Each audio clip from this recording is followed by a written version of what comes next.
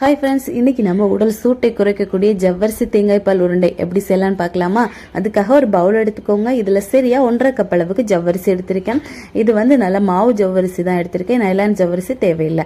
இது கூட ஒரு பிஞ்ச் அளவுக்கு உப்பு சேர்த்து 1 கப் அளவு நல்ல ஹாட் வாட்டர் சேர்த்து இந்த மாதிரி லேசாக மிக்ஸ் பண்ணி கொடுத்துட்டே இருங்க.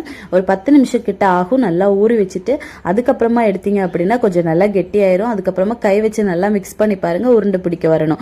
இதை மாற்றி வச்சுட்டு 1 கப் அளவு துருவின தேங்காய், 2 டேபிள் ஸ்பூன் அளவுக்கு சுகர், இது கூடவே 1/2 டேபிள் ஸ்பூன் ஏலக்காய் சேர்த்து தனியாக மிக்ஸ் பண்ணி மாற்றி வச்சிடலாம்.